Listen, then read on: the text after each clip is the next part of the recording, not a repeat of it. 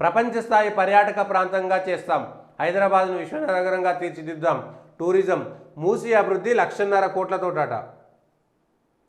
మూసీ అభివృద్ధి 1,50,000 కోట్లు. ఇవాళ కాళేశ్వరానికి 1,00,000 కోట్ల రూపాయలు ఆ పైనే వస్తే అవి నీళ్ళల్లో పోసిరు, బూడిదలో పోసిన పన్నీర్ అయిపోయిందని చెప్పి 1,00,000 కోట్లకు పైగా నీటిపాలు చేసిరని, దేనికి ఉపయోగపడలేదని చెప్పి ఇవాళ 1,50,000 కోట్లతో కాళేశ్వరం ప్రాజెక్టు కట్టింది కేవలము మీరు డబ్బులు, కమిషన్లు, లంచాలు తీసుకోవడానికి అనేటువంటి మాట చెప్పి ఇవాళ 1,50,000 కోట్లతో మూసి అభివృద్ధి అనేటువంటిది ఏ విధంగా సాధ్యమవుతుంది?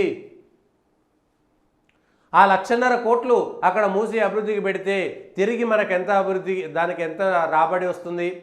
పెట్టినటువంటి ప్రతి పైస నుంచి ఎంతో కొంత రాబడి రావాలి కదా. మూసి అభివృద్ధి వల్ల, మూసీ నది పరివాహక ప్రాంతాల్లో మీరు చేసేటువంటి అభివృద్ధి వల్ల అది టూరిజం అవుతుందా, ఇంకేమన్నా అవుతుందా, లేదా సాగునీటికో తాగునీటికో పనిచేస్తుందా?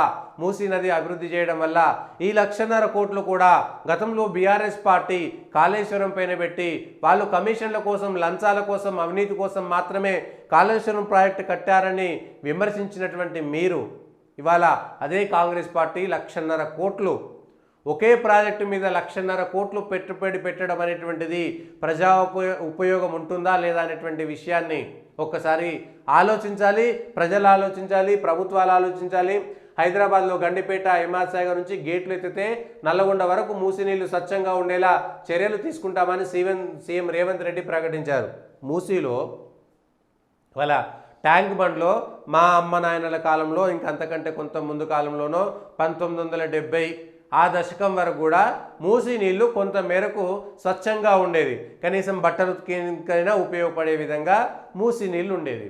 ఆ తర్వాత అభివృద్ధి పేరిట, పారిశ్రామికీకరణ పేరిట పరిశ్రమలు ఉంచేటటువంటి వ్యర్థాలన్నీ కూడా ఇవాళ మూసీ నదుల్లో కలుపుతూ ఆ నీళ్లను వదిలిపెట్టేది ఎవరు? అభివృద్ధి పేరిట విధ్వంసం చేసుకున్నది ఎవరు? మనం కాదా?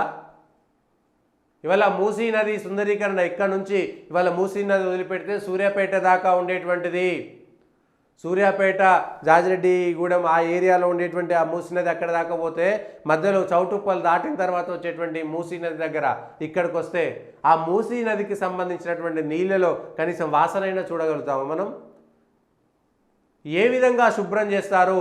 పరిశ్రమల నుంచి వచ్చేటువంటి వ్యర్థాలు కానీ, లేదంటే ఇవాళ డ్రైనేజీ నీళ్ళు ఏవైతే మూసీ నదిలో కలుస్తున్నాయో అవన్నీ ఆపతరమా? కొన్ని లక్షల కోట్ల డ్రైనేజీ అంతా కూడా ఆ మూసీ నదిలో కలుస్తుంటే ఏ విధంగా సుందరీకరణ చేయగలుగుతాం మనం? ఏ విధంగా సాధ్యమవుతుంది? ఎన్ని లక్షల కోట్ల రూపాయలు దాని మీద పెట్టగలుగుతాము? దానికి ప్రత్యామ్నాయ మార్గం ఏమిటి? మూసీ నది గండిపేటలోనో, హిమాయత్ సాగర్లోనో అక్కడికి పైనుండి వచ్చేటువంటి ఫీడర్ కెనాల్స్ ఉంటాయి కాబట్టి ఆ పైన పడేటువంటి వర్షాలు వస్తాయి. ఇవాళ గండిపేటలో అక్కడికి వచ్చేటువంటి ఇవాళ పరిశ్రమల పేరుతోటి, పారిశ్రామిక పేరుతోటి, అభివృద్ధి పేరుతోటి వదులుతున్నటువంటి వ్యర్థాలన్నీ ఈ దేశంలో మొత్తం తెలంగాణ, హైదరాబాద్ కాదు, దేశంలో పరిశ్రమల పేరుతో జరిగినటువంటి అభివృద్ధి అంతా కూడా విధ్వంసమే. మధ్యప్రదేశ్లో జరిగినటువంటి కార్బైడ్ ఉదంతంతో మొదలుపెట్టుకుంటే ఇవాళ పటాన్ చెరు ఏసియాలోనే పెద్ద పారిశ్రామిక వాడ కదా. అక్కడ భూమిలో మీటర్ లోతు దవ్వితే వచ్చేటువంటి నీళ్ళని వాసన కూడా చేయలేము. ఎర్రగా, నల్లగా, పచ్చగా, తెల్లగా వస్తాయి నీళ్ళు. అక్కడ రంగుల నీళ్ళు వస్తాయి. జీడిమెట్ల దగ్గర పోయిన అట్లాంటి పరిస్థితులు ఉంటాయి. మీకు ఎక్కడ పోయినా, ఎక్కడ పరిశ్రమలు వచ్చినా కూడా ఆ పరిశ్రమలు వచ్చినటువంటి దగ్గర ముఖ్యంగా రసాయనాలు వెదజల్లేటువంటి రసాయనాల పరిశ్రమలు, ఫార్మా రంగానికి సంబంధించినటువంటి పరిశ్రమల ద్వారా వచ్చినటువంటి వ్యర్థాల పరిస్థితి ఏమిటి? ఒకనాడు ఆయుర్వేదం ద్వారా ఏదైతే ఉందో ప్రకృతికి అనుకూలంగా ఉండేటువంటివి మాత్రమే మనం చేయగలిగినాం. ఏ రసాయనాలు వాడలేదు, ఏ ప్లాస్టిక్, ఏ రబ్బరు లేనప్పుడు జరిగినటువంటి అభివృద్ధి అంతా కూడా ప్రకృతి అనుకూలమైనటువంటిదే. ఏదైనా సరే ఒకటి వినాశనం, ఏదైనా ఇల్లు కూలిపోతే ప్రకృతిలో కలిసిపోయేది, ఒక మనిషి చనిపోతే ప్రకృతిలో కలిసిపోయేది. ప్రతిదీ ప్రకృతిలో కలిసిపోయేటువంటిది మాత్రమే అభివృద్ధి చేసుకోగలిగినాము. ఇవాళ ప్లాస్టిక్ పేరు మీద, అల్యూమినియం పేరు మీద, రబ్బర్ పేరు మీద, లేకపోతే రసాయనాల పేరు మీద గొప్పగా సాధించామని చెప్పుకుంటున్నటువంటి అభివృద్ధి అంతా కూడా ప్రకృతానికి దారి తీస్తుంది. సరే, అదొక అంశము.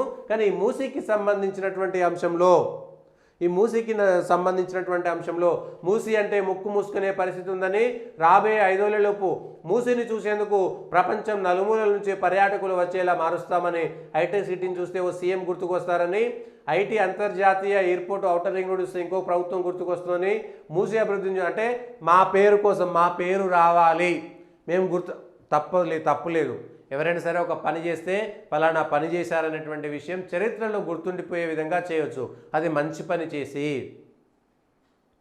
ఇవాళ ఏ కాళేశ్వరం మీదైతే 1,00,000 కోట్ల రూపాయలు నీళ్లలో పోసి వృధా చేశారు, దానివల్ల ఒక్క రూపాయి కూడా లాభం లేదని, 1,00,000 కోట్ల రూపాయల ప్రజాధనం దుర్వినియోగం అయిపోయిందని ఏ కాంగ్రెస్ పార్టీ, ఏ కాంగ్రెస్ ప్రభుత్వం అయితే విమర్శ చేస్తున్నదో, ఇవాళ అదే కాంగ్రెస్ పార్టీకి సంబంధించినటువంటి అంశాలను విమర్శలకు తావిస్తుందా కాంగ్రెస్ పార్టీ?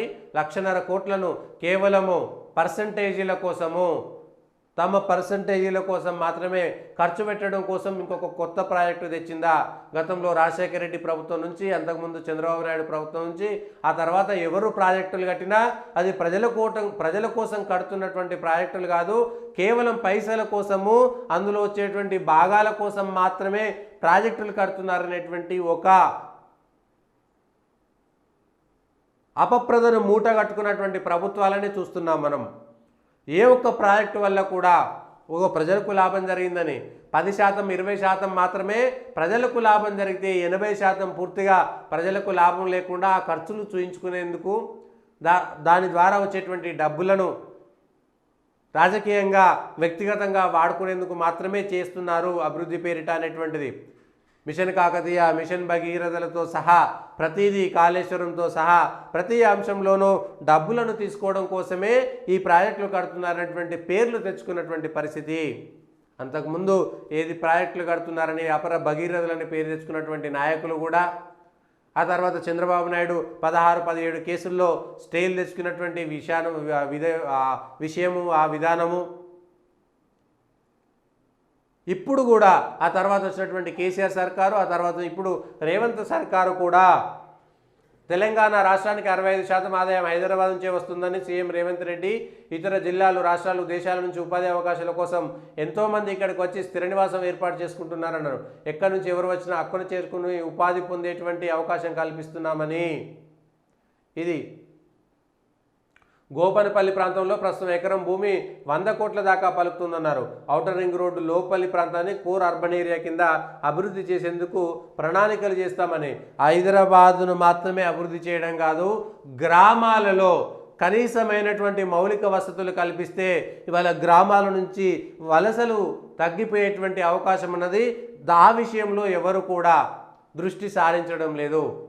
గ్రామాల్లో కూడా మౌలిక వసతులు ఇప్పుడున్నటువంటి దానికంటే కేవలం ఒక 30-40% మెరుగుపరిస్తే హైదరాబాద్ మీద, మిగిలినటువంటి పట్టణాల మీద, నగరాల మీద బర్డెన్ పడదు.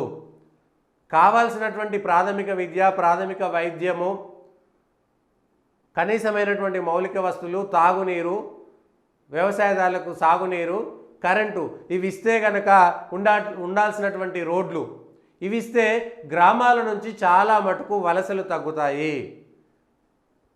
వ్యవసాయానికి కొంత మంచి రేటు అవి ఇస్తే గ్రామాల నుంచి వలసలు తగ్గుతాయి. ఆ విషయాలను గుర్తుపెట్టుకోవాల్సినటువంటి అవసరం కూడా మనకున్నది.